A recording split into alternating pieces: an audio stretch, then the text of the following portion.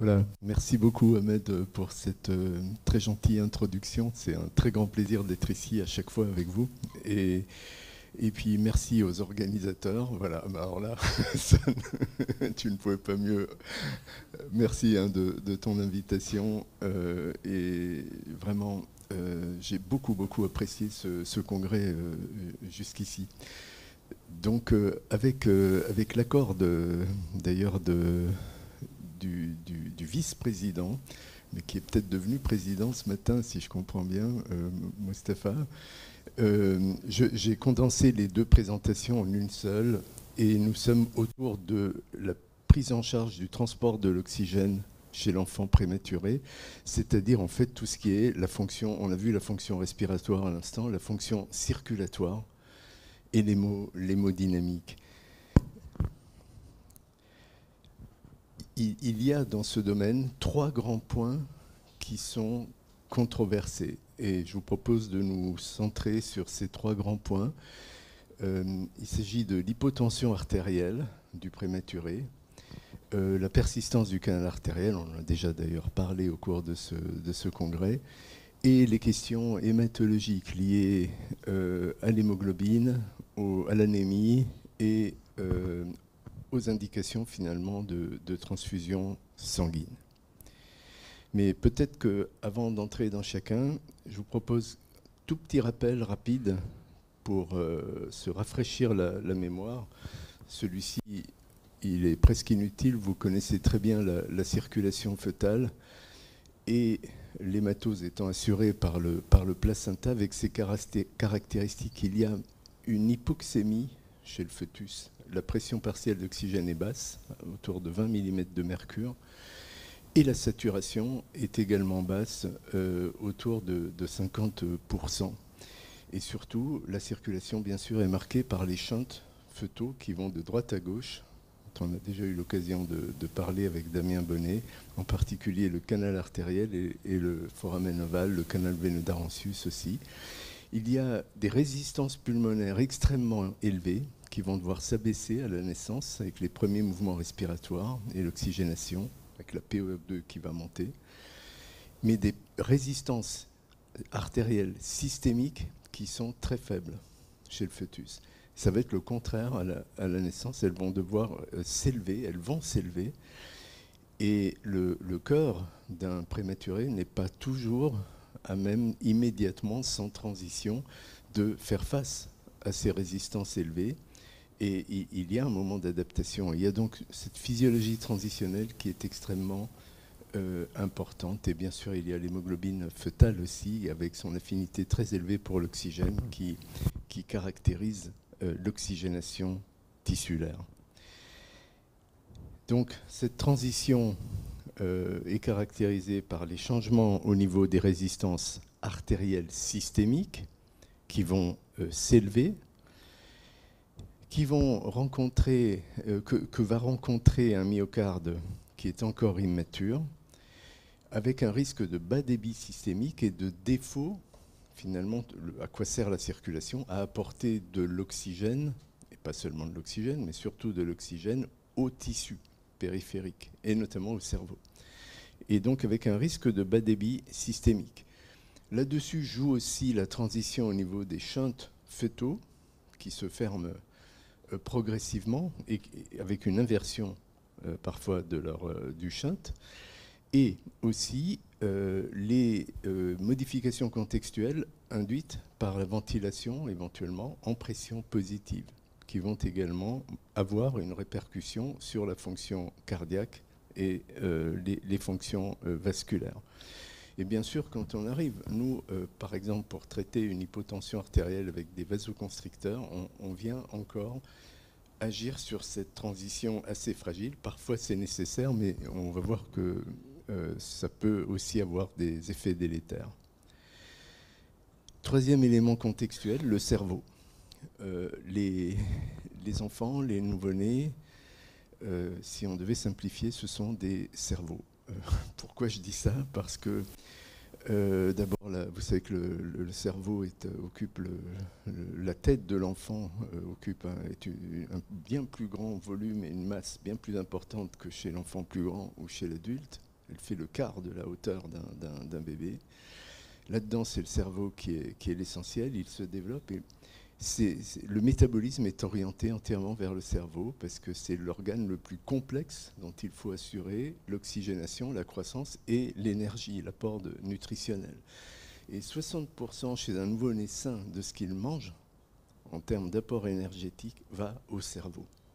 Et pareil pour l'oxygénation, donc c'est un élément absolument clé. Et il est en pleine croissance et en cas de prématurité, il faut savoir que rien qu'entre 35 semaines et 40 semaines, il va prendre encore un tiers du volume définitif qu'il va occuper. Donc c'est un phénomène extrêmement intense et en particulier dans la prématurité. S'il y a une restriction de croissance intra-utérine associée, c'est encore plus compliqué parce que le fœtus va déjà avoir eu sa propre réaction adaptative de stress hémodynamique, souvent sur un mode chronique, recevant moins d'oxygène et de nutriments. Il va développer des modifications circulatoires qui sont exactement celles qu'on induit en postnatal quand on donne de la dopamine ou de l'adrénaline. On reproduit le stress fœtal chronique ou aigu. Et pour privilégier la croissance et le développement de son cerveau, il va sacrifier le fœtus, comme d'ailleurs chacun de nous, tous les organes périphériques qui ne sont pas vitaux à très court terme, c'est-à-dire tous les organes qui ne sont pas le cœur, les surrénales et le cerveau, par une vasoconstriction généralisée et une vasodilatation, par contre, où une épargne de les organes sont épargnés de cette vasoconstriction. Ces organes, c'est le cerveau, le myocarde et les coronaires. Et ceci modifie, bien sûr, ce qu'on voit à l'écho-Doppler chez le fœtus lorsqu'il y a une souffrance fœtale chronique avec des index de pulsatilité qui augmentent dans l'artère ombilicale, suivant le stade atteint par la restriction de croissance intra-utérine, des modifications du rapport entre la masse cérébrale et la masse corporelle, bien sûr avec une croissance asymétrique, hein, c'est l'hypotrophie asymétrique, et des modifications qui visent à préserver le cerveau, brain sparing, au niveau des Doppler de l'artère cérébrale moyenne et de l'artère cérébrale antérieure, voire une vasodilatation qui est le dernier stade, vous le savez, et que là il est plus que temps d'extraire le fœtus pour que ça se passe bien. Et enfin, dans ces éléments contextuels, pour bien comprendre ces choses-là, j'aimerais rappeler deux schémas qui me semblent l'essentiel dans ce transport de l'oxygène et cette hémodynamique.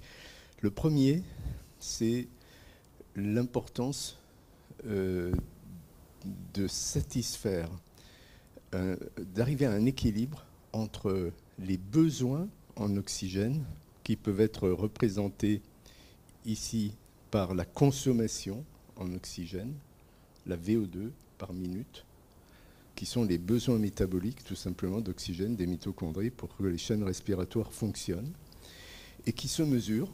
Ces schémas, d'ailleurs, ce schéma est issu de la réanimation des adultes, et en particulier c'est dans le choc septique que ça a été établi. Les besoins et les apports, qui sont la DO2, c'est-à-dire le transport d'oxygène. Et c'est donc ça qui compte. Est-ce qu'il y a assez d'oxygène qui arrive par rapport à des besoins qui sont variables, surtout en contexte pathologique? Ça veut dire que lorsqu'on raisonne avec une valeur de pression artérielle, par exemple, particulière, à partir en dessous de laquelle on va dire il est en hypotension, il faut absolument faire quelque chose, c'est quand même, c'est ce qu'on fait, hein, mais c'est une approximation qui est très loin de la physiologie et des véritables besoins. C'est une simplification qui est probablement souvent, enfin, qui a besoin d'être améliorée. On a besoin de beaucoup de recherches encore dans ce domaine. Et en effet, le transport d'oxygène, c'est quoi? C'est premièrement le débit cardiaque. Il n'y a pas de pression là-dedans, dans le transport d'oxygène. Le débit cardiaque, QC, le contenu en oxygène, celui qui est lié à l'hémoglobine en particulier, mais aussi celui qui est dissous, Et la multiplication des deux définit le transport en oxygène. Le contenu en oxygène, il dépend de la concentration en hémoglobine pour transporter l'oxygène et de la saturation de cette hémoglobine par rapport à la capacité, ce chiffre un peu standard qu'on a pris, qui est la capacité pour l'hémoglobine de transporter de l'oxygène, la capacité maximale.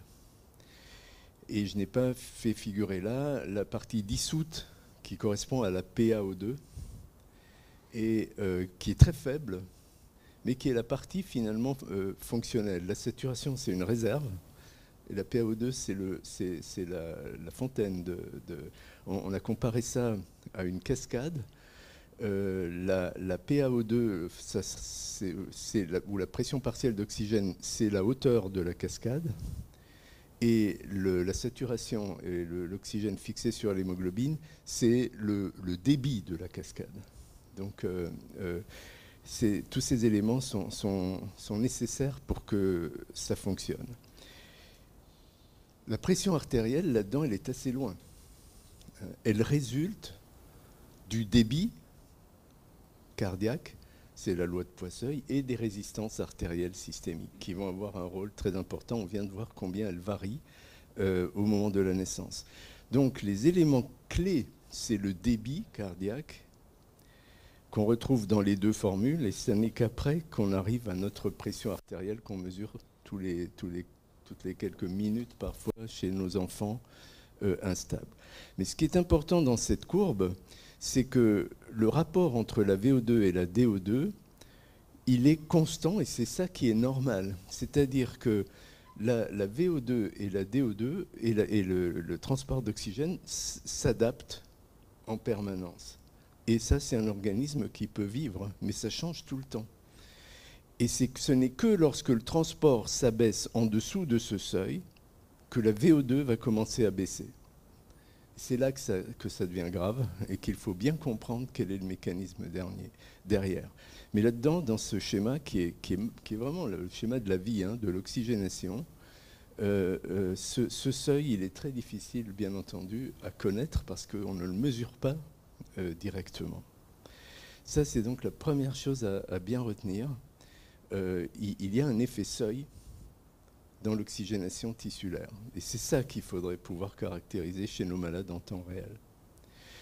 La deuxième chose, c'est cette courbe que vous connaissez probablement aussi, qui est l'autorégulation du débit sanguin cérébral. Ça veut dire que le débit qui va au cerveau, puisqu'on a dit tout à l'heure que c'était ça qui était important,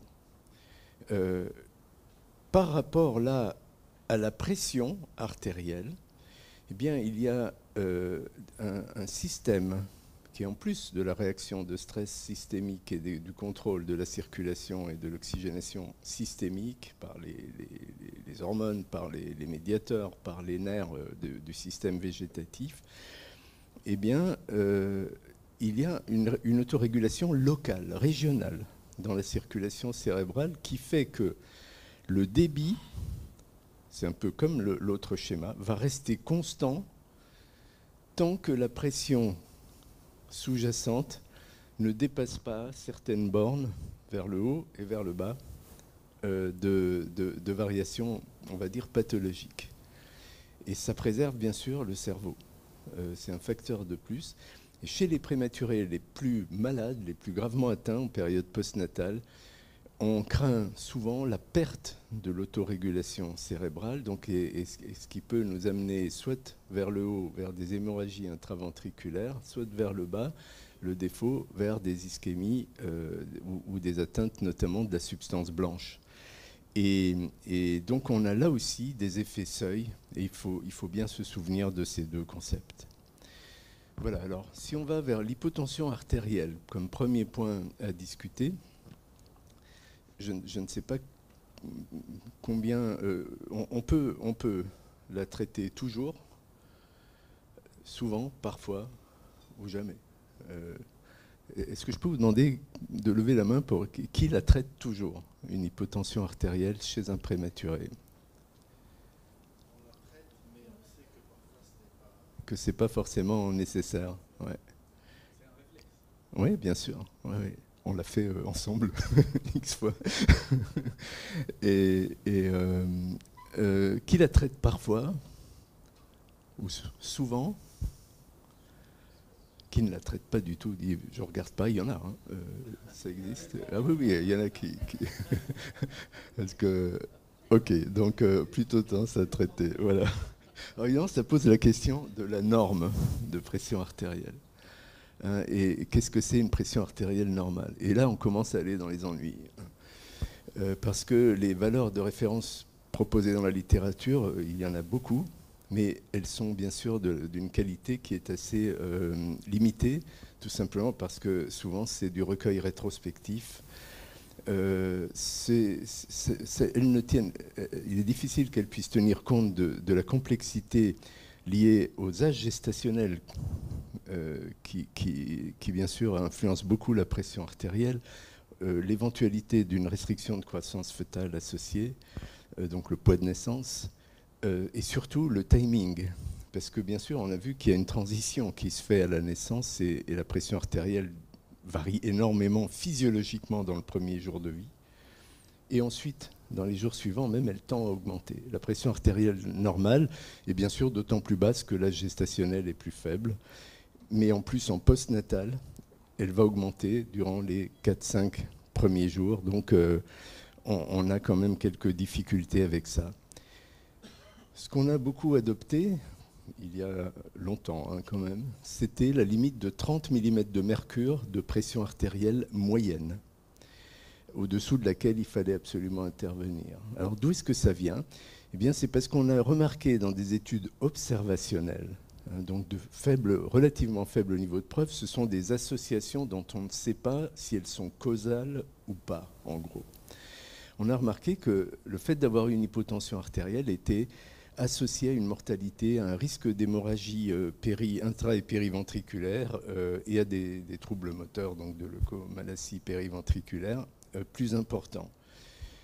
Et on a, en étudiant cette autorégulation du débit sanguin cérébral, on a constaté que le seuil du bas sur la courbe que je viens de vous montrer tout à l'heure, celui-ci, qui relie les variations du débit cérébral sanguin à la pression artérielle, ce seuil est à peu près à 30 mm de mercure. Et donc, une façon de penser pourrait être de dire en dessous de 30 chez tous les enfants, avec l'approximation que ça représente, quel que soit qui pèse 500 grammes ou 1500 grammes, on traite. Ça n'est probablement pas la bonne solution à cause de la fragilité du concept et bien sûr du côté extrêmement arbitraire de ce chiffre unique. Et ce qui est de plus en plus souvent, enfin toujours employé depuis pas mal d'années maintenant, et que j'imagine la plupart d'entre vous utilisent, c'est une valeur de pression artérielle moyenne qui est à peu près égale en millimètres de mercure à l'âge gestationnel de l'enfant en semaine, ou 2 mm de mercure de moins de pression moyenne. Ça colle à peu près, ça repose sur un certain nombre de consensus, mais bien sûr c'est probablement à adapter à chaque cas particulier parce que c'est trop arbitraire aussi pour être vrai. Mais on va retenir cet élément-là. Il faut savoir aussi que l'incidence semble se réduire de l'hypotension artérielle. On revient dans cette difficulté à trouver des preuves scientifiques importantes de ce qu'on essaye de faire dans ce domaine-là. C'est tout simplement parce que peut-être nos enfants, au même âge gestationnel, vont de mieux en mieux, tout simplement parce que la médecine déjà périnatale en amont avec l'obstétrique s'améliore, les prises en charge s'améliorent, l'organisation est meilleure, la prévention prénatale avec la généralisation des corticoïdes anténatales ou des transferts maternels in utero se fait de plus en plus. Les corticoïdes anténatales font s'élever un peu la pression artérielle des enfants. Donc mécaniquement, mathématiquement, il y a un effet sur l'incidence de l'hypotension artérielle. Autre chose qui est de plus en plus souvent employée, c'est le clampage retardé du cordon ombilical à la naissance, qui lui aussi permet d'ailleurs d'avoir des pressions artérielles, bien entendu, plus élevées dans les premiers jours de vie et qui est maintenant une technique validée et recommandée à peu près partout. Les soins ont progressé. On est moins agressif du coup avec nos ventilations. On fait moins de ventilation invasive, plus de soutien respiratoire avec une CPAP ou de la ventilation non invasive. Et il y a un moindre retentissement sur le cœur. On a optimisé, comme ça a été dit tout à l'heure et hier, l'administration du surfactant lorsqu'elle est nécessaire en la réalisant précocement. Plus précocement, non pas prophylactique, mais très précoce dans les 45 premières minutes, et en réalisant des procédures très peu invasives, type Insure, MIST ou LISA, avec un petit cathéter. Néanmoins, d'importantes variations sont bien sûr observées dans les centres, parce que suivant les pratiques, on aura des approches différentes. Une fois qu'on a une hypotension artérielle, bien sûr, on va l'évaluer. Et on va voir tout à l'heure les critères cliniques qui nous permettent de préciser les choses. Mais il y a un élément qui se diffuse également, c'est l'échocardiographie faite au lit du patient par les néonatologistes, l'échocardiographie, qu'on appelle échocardiographie fonctionnelle, notamment dans ces situations-là. Elle est très utile parce que ce n'est pas très difficile à faire. On peut apprécier les mécanismes en cause et surtout voir s'il y a un mécanisme à l'œuvre derrière un chiffre de pression artérielle qu'on trouve bas. Est-ce que ça correspond à une entité physiopathologique qui est en train de se dérouler finalement? Ça va nous donner un argument de plus pour traiter. Et on peut apprécier la volémie, notamment par différents indices, mais aussi typiquement par le flux dans la veine cave supérieure. On peut apprécier la fonction myocardique de ce cœur qui est immature et le débit cardiaque. On peut faire le calcul. Donc on peut avoir des éléments qui sont tout de même la volémie, la fonction myocardique. Il nous manque que les résistances finalement systémiques pour avoir les trois piliers de l'hémodynamique. Et on peut voir surtout les shunts fonctionnels, notamment le canal artériel qui, s'il est ouvert et shunt de gauche à droite, il va lui abaisser la pression artérielle. Mais ce n'est que le canal qui va le faire, si par ailleurs l'enfant va bien. Donc ça nous aide en quelque sorte, et ça nous permet de voir aussi, quand on administre une thérapeutique, s'il y a un changement dans le bon sens. Donc confirmer un mécanisme à l'œuvre, par exemple avec un indice de ceux qu'on surveille qui va s'améliorer après une expansion volémique ou l'administration de dopamine. Ça nous aide donc aussi à essayer de faire le tri dans ces... Parce que, somme toute, nos connaissances néonatologiques, elles souffrent d'une chose extrêmement importante, qui sont le fait qu'on peut faire des milliers d'études observationnelles qui vont se dire, par exemple, quel est le rôle du canal artériel en termes de morbidité et de mortalité. On trouvera toujours qu'il y a une morbidité, une mortalité supérieure si le canal artériel a persisté. C'est pareil s'il y avait une hypotension artérielle. Mais est-ce que c'est causal? C'est une autre question. Et on ne peut pas, juste par des études observationnelles descriptives, le déterminer. Parce qu'il se peut tout simplement que la persistance du canal artériel et les complications, la morbidité, la mortalité, ou l'existence d'une hypotension et ses complications soient effectivement associées, mais qu'elles soient elles-mêmes la cause d'un troisième facteur, qui est tout simplement peut-être l'âge gestationnel. On sait que les enfants ont l'âge gestationnel le plus faible, c'est la gravité de la situation de l'enfant. L'âge gestationnel, les facteurs de gravité associés, un contexte inflammatoire, un enfant qui va mal, qui fait plusieurs des complications de la prématurité, il va avoir les autres. Et ce n'est pas pour autant qu'il y a un lien de cause à effet entre deux de ces complications. Donc c'est important. On peut éventuellement aujourd'hui monitorer le débit cardiaque de façon continue par bioimpédance. Ce ne sont pas des approches validées parce qu'il y a beaucoup d'études à faire encore, mais c'est possible.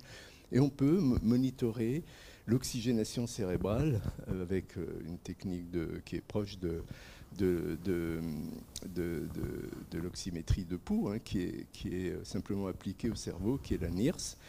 Et d'ailleurs l'oxygénation régionale, certaines oxygénations régionales, ou faire la comparaison des deux pour mieux approcher la thérapeutique. Les travaux sont encore en cours et on ne recommande pas systématiquement d'utiliser cela pour progresser. En effet, ce qu'on voit, les études qui ont été faites sur l'oxygénation cérébrale et son monitorage nous montrent, comme ici, que si on regarde la pression artérielle moyenne en abscisse et en ordonnée l'oxygénation cérébrale sur le graphe B, ou bien un succédané de la capacité d'autorégulation cérébrale qui est simplement calculé, c'est un indice qui permet de reproduire l'oxygénation cérébrale, plus il s'élève, moins la capacité est élevée, eh bien on voit que il est difficile d'en tirer des renseignements. Il n'y a pas de pente très marquée, sauf peut-être ici, où on peut peut-être retrouver ce chiffre 30 avec une élévation de la fonction de transfert, du gain, en fait, quand la pression artérielle moyenne varie de quelques millimètres de mercure, comment varie l'oxygénation cérébrale. Et si elle varie beaucoup, c'est que l'oxygénation est dépendante de la pression, ce qui ne devrait pas être le cas, puisqu'il y a une autorégulation cérébrale. Et on voit que peut-être il y a là effectivement un phénomène de perte d'autorégulation, mais ce sont 3 à 4 points et on a vraiment du mal à appliquer ça en clinique. Et d'autre part, on a des études comme celle-ci qui nous montrent qu'une pression artérielle basse inférieure à 30 mm de mercure n'affecte pas, mais toujours en observationnel, n'affecte pas forcément l'oxygénation cérébrale mesurée par NIRS, et surtout le développement neurocognitif de l'enfant ultérieurement. Donc ça pose et la question de l'oxygénation cérébrale, qui est sûrement intéressante, mais on ne sait pas encore suffisamment bien s'en servir probablement, et même de la pression artérielle basse, lorsque ceci est dû probablement au fait que nous avons des enfants qui ont une pression artérielle basse et qui est juste lié à cette transition et qui n'est pas un élément pathologique. Et les traitements sont tout de même agressifs et ont des effets indésirables. Avant de les voir plus en détail, est-ce qu'il y a des essais randomisés contrôlés pour cette hypotension artérielle? Oui, mais alors il se passe des choses absolument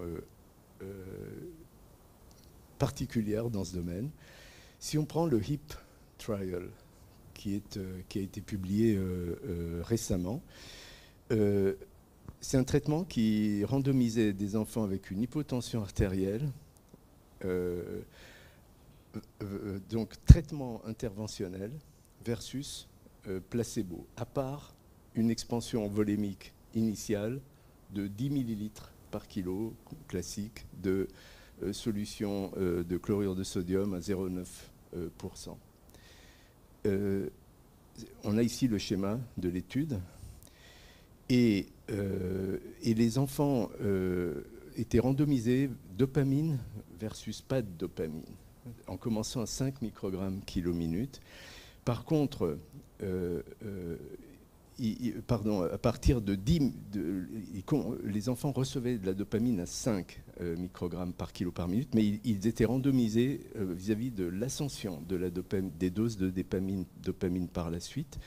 Et par la suite, il était possible, à partir du moment où même 20 microgrammes par kilo par minute de dopamine ne permettait pas de résoudre la situation, les médecins étaient libres de faire ce qu'ils voulaient contre placebo. Eh bien, ce traitement, cet essai a montré que la dopamine effectivement permettait d'augmenter la pression artérielle des enfants, ce qui est encore heureux, mais qu'il n'y a pas eu de changement dans les résultats en termes de neurodéveloppement ultérieur entre les deux groupes. Donc une étude interventionnelle, un essai randomisé contrôlé, n'a pas montré de bénéfice au-delà du très court terme et de l'effet physiologique, si vous voulez. Donc cliniquement significatif. Et cette étude, de plus, ces résultats ont été obtenus malgré que l'étude ait été interrompue par manque de recrutement de patients. Et c'est le cas de tous les essais qui ont été faits dans ce domaine. La plupart, sauf certains qui sont encore en cours, notamment le dernier, l'essai hip-hop en Italie a été interrompu par manque d'inclusion de patients. Celui du NICHD aux États-Unis, pareil. Et il reste en cours des essais. Alors le Safe Boost a été publié sur l'intérêt de la mesure de l'oxygénation cérébrale chez ces enfants et a donné notamment les résultats que je vous ai montrés tout à l'heure avec cette autorégulation qui semblait peut-être s'altérer vers le bas, mais en tout cas l'étude a montré que oui, l'oxygénation cérébrale peut être un élément de suivi thérapeutique et de guidance thérapeutique, mais qu'il n'y a pas d'impact sur le neurodéveloppement ultérieur. Donc les interventions améliorent l'oxygénation cérébrale à très court terme, donc, mais à moyen long terme, il n'y a pas d'impact. Et il y a également encore le TOP trial qui est encore en train, qui évalue l'intérêt de la NIRS par l'oxygénation cérébrale sur le fait de décider si une hypotension doit être traitée ou pas. Donc, en fait, probablement qu'on a besoin d'affiner nos approches, peut-être en individualisant davantage, plutôt qu'en étant systématique, comme on tend un peu à l'être trop souvent, probablement en néonatologie, sur les hypotensions artérielles, en fonction du contexte. Est-ce que l'enfant va bien, à part sa pression artérielle basse, ou est-ce qu'il est hypoxique, hypoxémique? Est-ce qu'il est dans un contexte à risque de sepsis? Est-ce qu'il est réactif? Est-ce qu'il est rose et qu'il se recolore bien? Est-ce qu'il a une diurèse qui est satisfaisante? Est-ce qu'il y a ou alors est-ce qu'il y a une acidose lactique ou un état de choc en bon état, en bonne et due forme qui se met en place, et voire une défaillance multisystémique déjà avancée. C'est donc l'hypotension, en gros, c'est un symptôme, et on ne traite pas forcément un symptôme. C'est la maladie qu'il faut comprendre en dessous. Et les autres éléments, c'est ce qu'on a déjà dit. Je pense que quand on a la chance de pouvoir disposer d'une échocardiographie, d'un échographe dans l'unité et d'une personne qui s'est formée à l'échographie fonctionnelle, c'est intéressant chez ces patients de pouvoir regarder ce qui se passe et mieux comprendre. Dans les autres situations, une approche permissive est possible, et il est possible en tout cas d'attendre, de réfléchir, de regarder si le tableau se complète, si l'enfant développe effectivement une acidose métabolique ou s'il change de couleur, si une pathologie ou un problème septique se met en place, avant de traiter. Et c'est un peu ce qui est recommandé dans les guidelines européennes sur le Respiratory Distress Syndrome que nous sommes quelques-uns à préparer et à mettre à jour tous les quelques années. Il n'y a pas de preuve scientifique suffisante actuellement du bénéfice du traitement d'une hypotension artérielle chez tous les enfants prématurés. Et ce traitement n'est recommandé que si l'hypotension artérielle est accompagnée de signes d'altération de l'oxygénation tissulaire. Le recours, donc, autant que possible à une évaluation échocardiographique Doppler devant une hypotension artérielle ou une altération de l'oxygénation tissulaire est recommandé quand c'est possible. Et en l'absence de cet outil, il est recommandé de commencer par une expansion volémique de 10 ml de chlorure de sodium et ensuite de procéder par de la dopamine qui est plus efficace que la dobutamine, en commençant par exemple à 5 microgrammes kilo-minute, en montant par étapes, en vérifiant l'évolution de la pression artérielle moyenne, mais aussi l'existence de signes de mauvaise tolérance de l'hypotension artérielle ou de la dopamine, jusqu'à par étapes de 5 microgrammes kilo-minute jusqu'à 20 microgrammes kilo-minute. et au besoin en ajoutant de la dobutamine ou de l'adrénaline. Enfin, l'hémisuccinate d'hydrocortisone aussi est une option aux doses qui sont indiquées ici en cas d'insuccès des thérapeutiques conventionnelles. Deuxième point, je regarde juste l'heure, ça ne va pas être trop long non plus, donc on va aller assez rapidement parce qu'on a parlé pas mal du canal artériel déjà antérieurement dans ce colloque. Qui parmi vous ferme, par exemple, systématiquement, est-ce qu'il y a déjà des attitudes de prophylaxie du canal artériel, c'est-à-dire traitement de tous les enfants sans même à la naissance par l'indométacine ou l'ibube? Je me suis basé sur une étude japonaise. Ouais. En fait, il y avait une cohorte d'études. Et eux, à partir du 5e jour chez le préma, ils mettent du paracétamol, c'est un protocole. Ouais. Voilà. Et effectivement, ça donnerait de mes résultats. Donc je l'ai institué effectivement systématique chez les grands prématurés. C'est intéressant parce que le paracétamol est vraiment un des développements, probablement, il est mieux toléré que les autres médicaments et ça sera intéressant de voir ça, effectivement. Autrement, est-ce que vous traitez le canal artériel de façon ciblée, mais systématique? Du retentissement, s'il est significatif, hémodynamiquement significatif. Vous en trouvez un hémodynamiquement significatif, mettons à partir de la clinique, et puis peut-être confirmé par l'écho. Vous le traitez. Tout le monde fait ça? Oui. Ouais. Et est-ce qu'il y a d'autres attitudes? Bon. Donc, pardon? Ouais. Alors, effectivement, là aussi, on revient sur la discussion de tout à l'heure.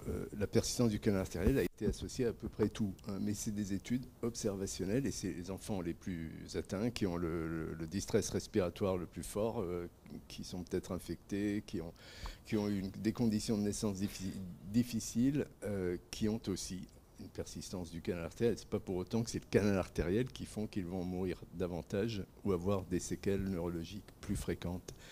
Néanmoins, il est associé à des complications à la fois d'hyperperfusion pulmonaire, avec le risque d'hémorragie pulmonaire aussi, et de dysplasie bronchopulmonaire, d'hémorragie intraventriculaire cérébrale et de rétinopathie. La rétinopathie aussi, hein, elle est associée aux enfants qui ont été le plus mal quand même, en général. C'est pour ça qu'il faut être prudent dans ces raisonnements.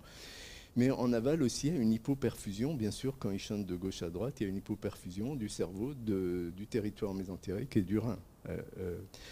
Et avec un risque accru de lésions cérébrales et d'entérocolites nécrosantes. Mais la question, c'est est-ce que c'est causal ou est-ce que ce sont des associations sur un fond commun qui, lui, est bien plus, une racine bien plus profonde. Là où on est à peu près d'accord, c'est les critères de significativité hémodynamique. En général, c'est le diamètre du canal qui, lorsqu'il dépasse 1,5 mm, ou le rapport entre l'oreillette gauche et l'aorte qu'on peut avoir sur une incidence grand axe à l'écho assez simple lorsqu'il dépasse 1,4. Mais les traitements pharmacologiques qu'on a employés jusqu'à maintenant, indométacine et ibuprofène, un peu moins pour l'ibuprofène, ont des effets de toxicité sur différentes factions, en particulier parce qu'ils réduisent eux aussi les perfusions régionales, y compris cérébrale, mésentérique et rénale. Donc, au total, si on regarde là des essais randomisés contrôlés, il y en a eu des dizaines. Des méta-analyses, il y en a énormément. Mais les endpoints, les critères de jugement, ont toujours été la fermeture ou pas du canal. Donc on est comme dans la dopamine ou dans l'hypotension, quand on met de la dopamine, est-ce que la pression artérielle monte? Oui. C'est pas pour autant qu'il faut traiter tous les enfants par dopamine, parce que heureusement qu'elle monte, elle est faite pour ça. Et quand on donne un médicament pour fermer le canal, oui, ça marche. Mais est-ce que c'est utile pour l'enfant par ailleurs? Non. Enfin, en tout cas, on n'en a pas la preuve. pour l'instant, ça ne change pas la mortalité. Soit ça n'a pas été étudié, parce que c'est toujours plus facile de faire des études randomisées contrôlées sur un critère de jugement très simple et à très court terme. Et en fait, c'est pas une facilité, comment dire, dont les gens, nos collègues ou nous-mêmes abusons. C'est simplement parce que c'est une question de complexité, de coût, de poids, lorsqu'on veut aller chercher des critères de jugement vraiment significatifs, bien entendu. Donc, on a vraiment une grosse littérature là-dessus, tant pour l'approche prophylactique que pour l'approche curative ciblée. Donc, on fait des choses, mais on n'en a pas la preuve. Ça ne veut pas dire qu'on a tort. Hein.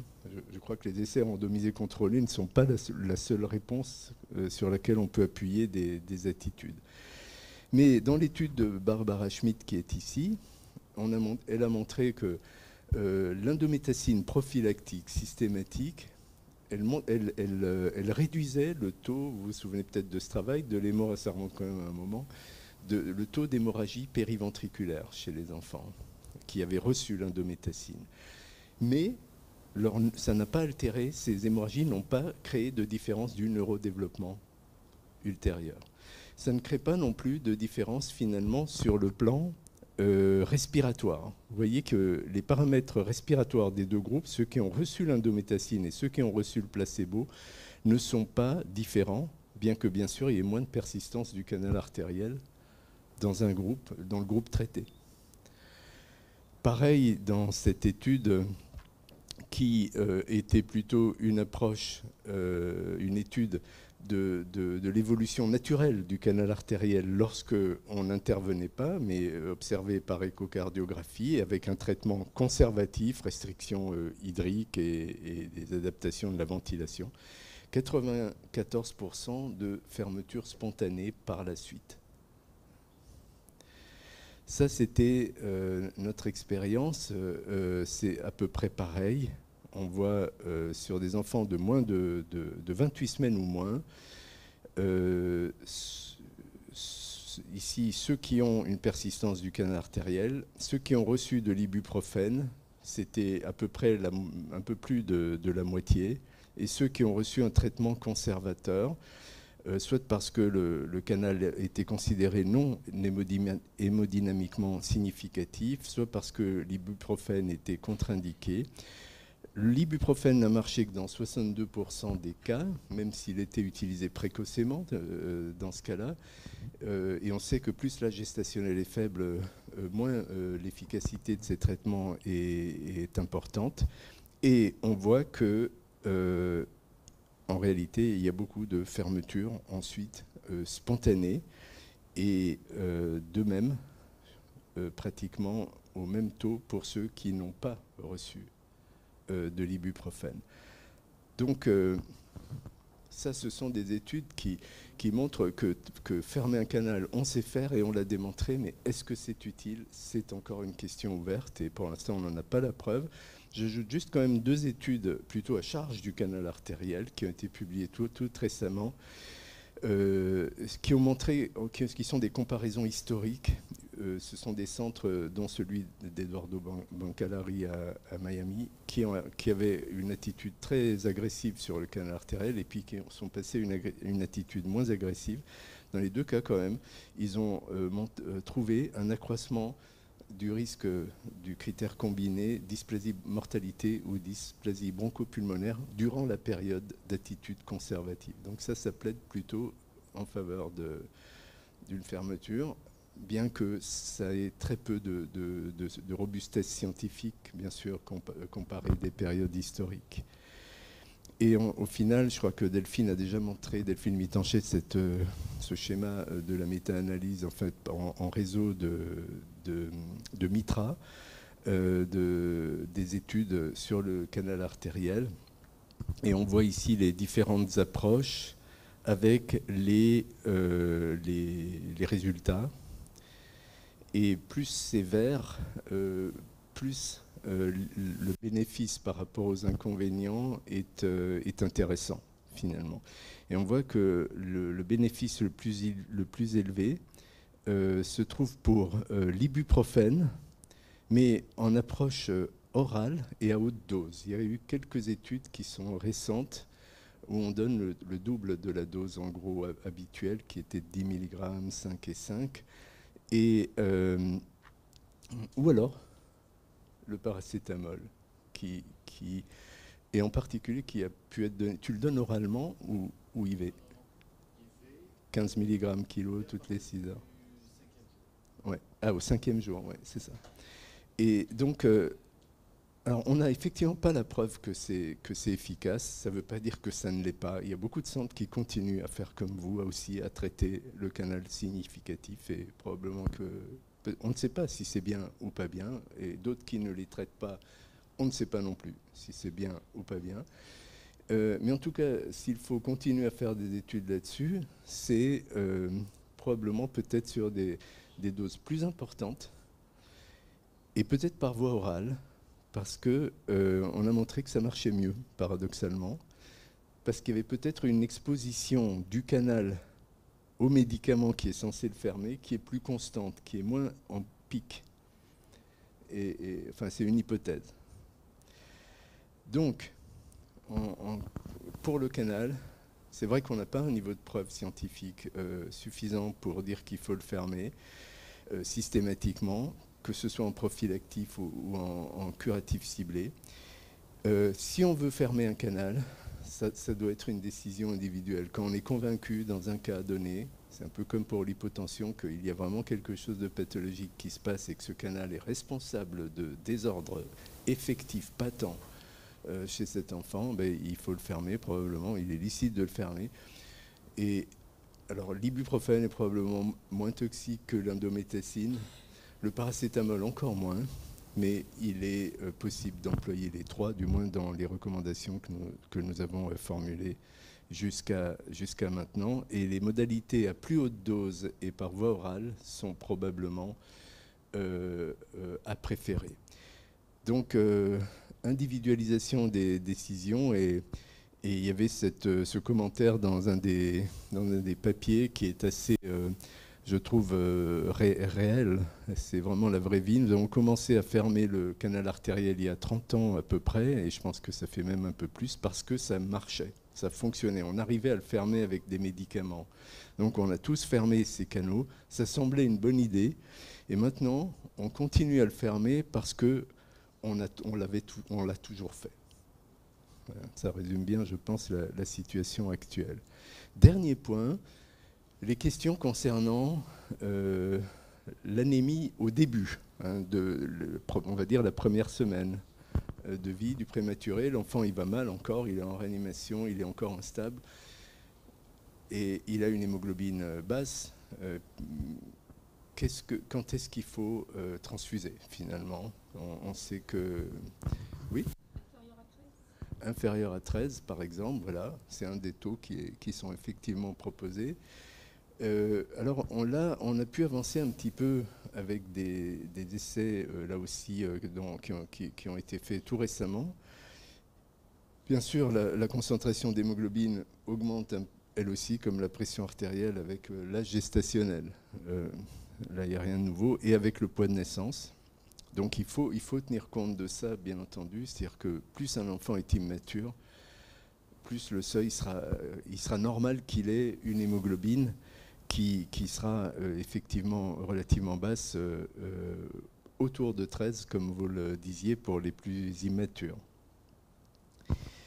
D'autre part, on sait que l'anémie du prématuré, c'est une comorbidité habituelle. Ces causes sont multifactorielles. Il y a bien sûr l'immaturité de l'hématopoïèse, des stocks en fer limités, des érythrocytes qui ont une durée de vie beaucoup plus courte que plus tard dans la vie. Surtout les prélèvements sanguins que nous réalisons nous. Donc il y a une bonne part qui est iatrogène et sur laquelle il faut absolument être attentif. Et bien sûr des faibles niveaux d'érythropoïétine d'emblée. Une anémie, elle peut donner des signes de mauvaise tolérance, tachycardie, apnée, mauvaise croissance, mauvaise prise alimentaire. Et l'absence de prise en compte d'une anémie nette peut compromettre l'oxygénation cérébrale, ça a été montré par NIRS, et aboutir même à des dysfonctions multisystémiques, voire à des altérations du neurodéveloppement à long terme. Mais là aussi, ce sont des études qui jusqu'à présent étaient principalement observationnelles, qui l'ont montré. Donc à partir de quel seuil finalement d'anémie est-ce que ça arrive, ça reste une question ouverte. Concernant les transfusions de globules rouges, pratiquement dans la plupart des centres, les enfants, du moins extrêmement prématurés, reçoivent au moins une transfusion à un moment ou à un autre, 90% d'entre eux. Mais les transfusions ne sont pas sans effet indésirable chez ces enfants, puisqu'il y a un risque accru, notamment de stress oxydatif, avec toutes les conséquences qu'on connaît, entérocolite, dysplasie et rétinopathie. Là encore, dans la part des choses, est-ce que c'est une association causale ou non causale? On revient toujours au même problème. Les seuils varient énormément d'un centre à l'autre. Et le clampage retardé du cordon ombilical, qui a été introduit plus récemment, change naturellement la donne, puisque ça permet d'élever les chiffres d'hémoglobine d'emblée chez ces enfants. Donc, je disais qu'il y avait des éléments nouveaux relativement récents, et ce sont 2 essais randomisés contrôlés qui ont été publiés pratiquement en même temps, qui comparaient 2 approches, indication de transfusion sanguine libérale sur un seuil relativement bas d'hémoglobine, versus indication sur un seuil plus élevé. Et vous avez ici les seuils qui ont été repris dans chacune de ces, qui ont été adoptés dans chacune de ces études. La première, ce sont des concentrations d'hémoglobine et en fonction du fait que l'enfant bénéficiait ou pas ou avait besoin ou pas d'un soutien respiratoire, les seuils ne sont pas les mêmes. Et le second, c'est de l'hématocrite. C'est appuyé sur l'hématocrite. Là, ils n'ont pas pris comme critère associé la nécessité d'un soutien respiratoire, mais un état critique ou pas, le score de gravité de l'enfant. Eh bien, ces 2 études n'ont pas trouvé de différence entre les 2 seuils. C'est-à-dire qu'il y a quand même 2, 3, 4 même grammes d'hémoglobine de différence entre le seuil libéral et le seuil plutôt restrictif. Aucune des 2 n'a montré de différence en termes de critères combinés, mortalité ou altération du neurodéveloppement, qui sont vraiment les critères significatifs. Donc finalement, peut-être que... alors ça ne nous donne pas le bon seuil finalement, puisqu'il n'y a pas de différence, mais ça nous montre que peut-être ce facteur-là n'est pas clé dans la prise en charge des nouveau-nés à la naissance. Et cela a donné, alors beaucoup de ces recommandations ont été faites, les 3 premières recommandations qui sont publiées ont été faites avant la publication de ces 2 études. Celle de la Haute Autorité de Santé qui proposait 12 grammes au cours de la première de vie ou 11 grammes suivant que l'enfant avait une assistance respiratoire avec une FiO2 supérieure à 0,3 ou pas. Celle de les standards du UK en Société d'hématologie, ceux que nous avions nous-mêmes proposés dans les dernières recommandations que nous avons publiées, qui sont autour de 12, 11 et descendent jusqu'à 5, mais après les 2 premières semaines de vie. Là, on sort un peu du sujet d'aujourd'hui, et vous savez que l'hémoglobine descend à un nadir. Après, ça dépend beaucoup des pratiques de prélèvement sanguin, de clampage du cordon, de transfusion, bien entendu. Et enfin, la dernière recommandation, plus récente, qui propose 11 à 13 grammes par décilitre au début de la vie chez les enfants critiques, en situation critique ou sous ventilation artificielle, et 7 à 10 grammes par décilitre. Et vous voyez que c'est très large chez ceux qui sont stables et sans besoin de support respiratoire. Comment tu descends en dessous de 5 jusqu'à 5? À partir de quel jour? C'est pas trop bas? Je pense que 5, oui. 5, moi je crois que je ne descendrai pas jusque-là. Ouais. C'est ce que tu as dit tout à l'heure, non? Non, 7. Ah, 7. Pardon, j'ai peut-être pas bien articulé. 5.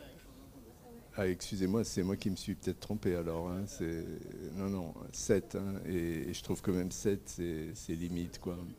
Ouais. Oui.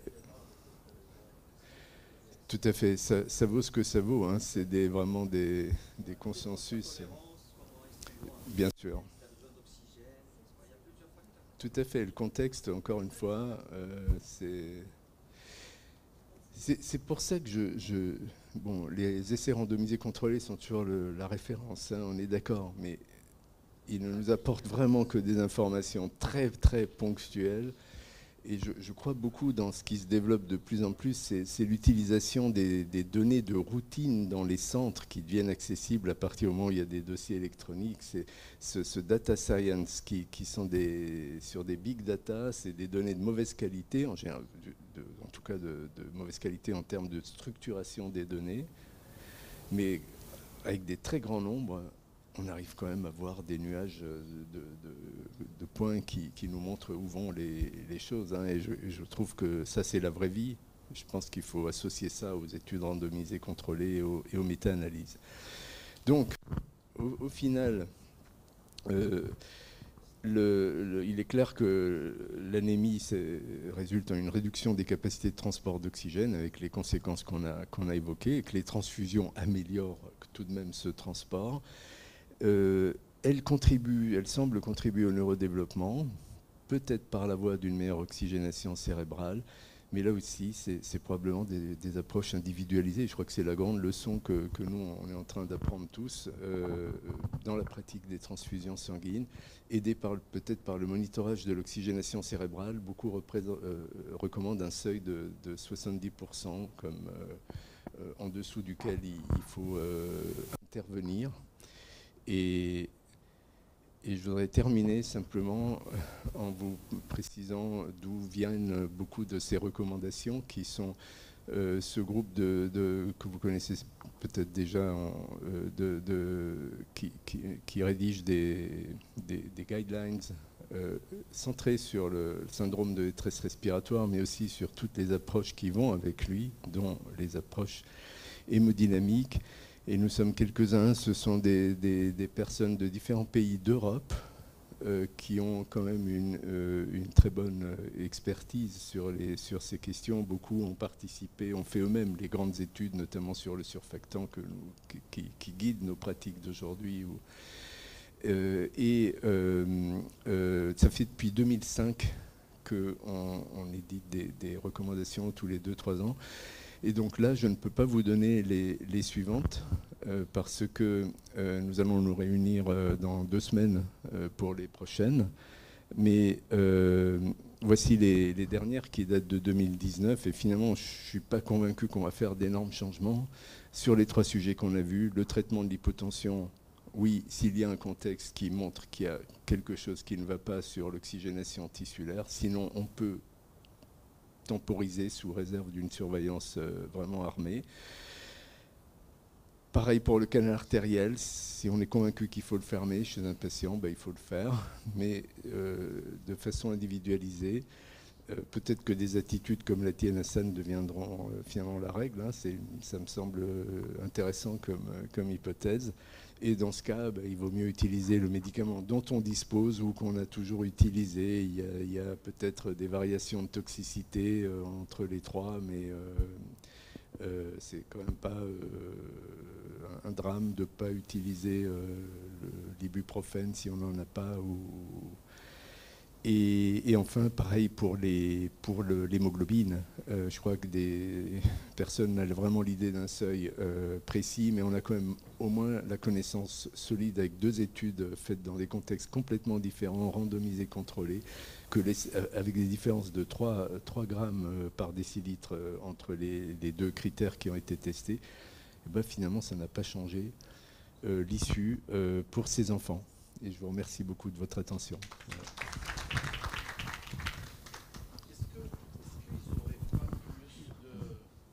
Ils n'auraient pas plus d'entérocolite avec le buprofène oral? Parce qu'on peut penser ça. Non, pardon, ça ne sort pas dans les études. Et tout le monde s'est posé la question. En tout cas, je crois que c'est dans la méta-analyse de Mitra, il a regardé ça. Et ça n'est pas le cas. Ça n'est pas le cas ou ils n'ont pas regardé? Ils ont regardé. Ah, ils ont regardé. Ils ont regardé. Okay. En tout cas, d'après les données disponibles des études avec l'ibuprofène oral, c'est pas énormément d'enfants. Hein. Ouais, quand je repense à toutes les fois où on a demandé à des parents de nous faire amener l'indométacine ou pour fermeture du canal, et quand on n'en disposait pas ici, je me rends compte qu'on a fait perdre du temps, de l'argent et peut-être des choses. C'est vrai que depuis les grandes révolutions du surfactant et de la ventilation non invasive, il n'y a pas de grande découverte en néonat, mais par contre on est dans la finesse, on est en train d'affiner notre protocole, de revenir sur des choses. Combien de fois on a transfusé des enfants, dès qu'ils arrivaient à 10, on paniquait. Hein, d'hémoglobine, il fallait les transfuser parce qu'ils étaient ventilés. Et effectivement, la néonate, maintenant, on est en train d'affiner les choses et de revenir un petit peu sur nos indications. Donc ne paniquez pas pour les plus jeunes, disons, on faisait des bêtises. Non, c'était à ce temps-là, à ce moment-là, c'était les recommandations. Et il faut maintenant accepter de perdre certains réflexes. Le problème qui se pose, en fait, mais tu as raison, Umberto, c'est que quand tu as une tension artérielle qui commence à baisser, tu te dis, est-ce que je ne suis pas dans un engrenage et que je vais regretter de ne pas l'avoir corrigé? Après, effectivement, on se base beaucoup sur les lactates pour voir si nous avons, si cette tension, elle entraîne voilà, on se base sur les lactates pour voir si vraiment il faut y aller et corriger. Mais tu as raison, la dynamique aussi, et je ne l'ai pas dit, hein, mais c'est clair que la cinétique d'évolution, si tu as une tension qui baisse progressivement, c'est pas la même chose que de trouver le gamin qui est rose et qui est stable. Hein. Tout à fait. Et est-ce qu'il y aurait moins d'effets délétères? Parce que à utiliser, comme ils ont dit, de façon presque systématique, je ne sais pas qui est-ce qu'il a dit hier, je pense que c'est peut-être Delphine, de faire presque systématiquement de l'hydrocortisone. Oui, bien sûr. C'est aussi, moi je pense que, parce qu'ils ont un déficit physiologique en hydrocortisone. Ça peut servir, Delphine, je crois en parlait, pour la dysplasie bronchopulmonaire, mais ça peut intervenir pour stabiliser la circulation et l'hémodynamique. Et quand on dit que c'est employé que en recours quand le reste n'a pas marché, c'est juste parce qu'il y a encore très peu d'études ciblées notamment sur l'hémodynamique qui le montrent. Hein. Mais je crois que et ça, c'est probablement pas aussi toxique que la dexaméthasone qu'on donnait il y a 20 ans avec des effets terribles. Est-ce qu'on peut préciser, je ne pense pas, mais est-ce qu'on peut préciser quand même cette période transitoire physiologique et de dire au-delà de, je ne sais pas moi, 5 jours, 4 jours, 3 jours ou plus, on n'est plus dans le physiologique et il faut éventuellement intervenir, que ce soit sur la tension moyenne ou autre? Si tu as dépassé 5 jours, c'est très bien. C'est pour ça que je disais c'est difficile, mais non. J'imagine non. Oui, peut-être. Mais le problème, c'est que tu as une intervention aussi de l'âge gestationnel. C'est-à-dire que tu as 2 mécanismes en jeu en même temps. Tu as la transition, puis la vie fœtale vers la physiologie donc néonatale, et tu as l'immaturité des fonctions. Et qui fait qu'un cœur, même s'il est très prématuré, il ne va pas que ça va aller, je pense, merci. C'est une question de position. Il ne marchera pas aussi bien qu'un cœur plus mature. Et ça, c'est un processus plus lent, tu vois. Et donc, c'est difficile de dire, après 5 quel que soit son âge gestationnel, est mature. Ça n'est pas le cas. Merci beaucoup. Merci beaucoup, professeur Simeoni. Je suis là. Oui, pardon, Amina. Pour cette belle présentation. En fait, lorsqu'on fait la lecture des guidelines, on se rend compte finalement qu'il y a des grandes lignes, mais encore une fois, on est dans le cas par cas. Parce que finalement, si on prend la transfusion, un 7 grammes chez un bébé qui est stable, qui est juste en train d'être nourri pour qu'il grossisse et grandisse, n'a pas la même signification qu'un 7 grammes chez un bébé qui est intubé, qui est instable, qui a un sepsis, etc. Lorsqu'on parle de l'hypotension, c'est la même chose. Parce que lorsqu'un senior est sur place, gérer un bébé qui a une hypotension, il évalue plein de choses, les lactates, tu vois l'évolution sur le temps, tu vois beaucoup de choses. Mais le plus difficile, c'est d'avoir une ligne directive claire pour les juniors qui sont de garde. C'est ça vraiment la difficulté de gérer ces situations-là. Parce que si je dis à un senior, bon, on va faire les lactates, on va voir l'évolution de la tension artérielle sur 1 heure, 2 heures, l'hémodynamique, la diurèse, on va faire un coup de sonde, c'est pas la même chose que lorsque je laisse un junior de garde, que je lui donne des guidelines, et puis après, il doit avoir l'œil de jugement également. Le canal artériel, on a très longtemps été également très agressif. Mais depuis quelques années, on gère plus que les canaux artériels qui sont hémodynamiquement significatifs. Et c'est également le paracétamol qu'on utilise parce qu'on n'a pas de toutes les façons l'ibuprofène injectable. Et même si on a lu très longtemps sur l'ibuprofène par voie orale, personnellement, je n'ai jamais pu l'utiliser. Je ne l'ai jamais utilisé. Même s'ils disent qu'il n'y a pas d'entérocolite, qu'il n'y a pas de complications plus significatives que par voie injectable, mais je n'ai pas pu l'utiliser par voie orale. Ouais. Non, vous avez tout à fait raison. Mais juste pour ce point-là, moi, les jeunes, hein, et si on avait des protocoles qui marchent pour tous les enfants, ce serait bien, mais on les aura jamais, quoi, je pense. Et moi, je crois qu'il vaut mieux c'est ce que vous disiez juste après. Il faut leur apprendre à réfléchir, comme on essaye de le faire là. C'est que même les essais randomisés contrôlés nous apportent des réponses qui sont j'allais dire des timbres-poste, parce que ce sont des critères d'inclusion dans les études très, très étroits, choisis d'ailleurs pour que l'étude sorte bien sûr positive autant que possible, qu'on ait un résultat positif. Donc on optimise, on prend les patients qui sont les plus susceptibles d'aboutir à un résultat positif. Et on n'aura jamais, on pourra jamais, je pense, traiter. Moi, je crois que l'avenir, c'est la médecine personnalisée. Il vaut mieux que les jeunes, on les éduque à réfléchir plutôt qu'à chercher le protocole. Moi, ça me met souvent un peu, ça me fâche quand je vois qu'ils arrivent, ils réfléchissent plus, c'est écrit comme ça. Alors en Suisse, en plus, on a des protocoles, mais ça fait, c'est des œuvres d'art, hein, tellement c'est précis. Et évidemment, il s'appuie là-dessus, dur comme cuir. Et le malheureux patient qui n'entre pas dans le protocole, c'est dommage pour lui, quoi. Et il faut vraiment, surtout qu'on leur apprenne à réfléchir. Et ça veut dire qu'il faut qu'on les mette à l'aise. C'est-à-dire qu'il faut pas qu'on leur fasse des reproches le lendemain matin quand ils ont fait A ou B. S'ils ont bien réfléchi, nous, avec nos études randomisées, contrôlées, nos protocoles, encore une fois, je ne nie pas l'intérêt de la chose, mais les appliquer aveuglément, c'est pas bon. Et on a fait plein d'erreurs, hein, avec des beaux protocoles. On réanimait les enfants à l'oxygène à 100%, on donnait de l'oxygène aux prématurés en les rendant aveugles. Enfin, on a fait toutes les erreurs possibles et imaginables avec de très beaux protocoles. Et on a pas l'important, c'est d'apprendre. C'est pas une science exacte. Hein. Je voulais revenir. C'est que j'ai vu beaucoup d'articles américains dernièrement sur le temps de recoloration. Il est primordial. Ouais. C'est-à-dire que le temps de recoloration, même si ça te permet de juger si tu as une tension basse, mais que tu as un temps de recoloration, c'est-à-dire que ils disent c'est suffisant, c'est très bien. Ça veut dire que t'as pas besoin d'aller agresser un gamin. Et que la clinique, avec tant de recoloration, qui paraît peanuts parce que ça coûte pas cher, voilà, on a du mal à prendre des décisions alors que c'est d'une extrême importance. Ah non, mais maintenant, ils sont en train de revenir là-dessus.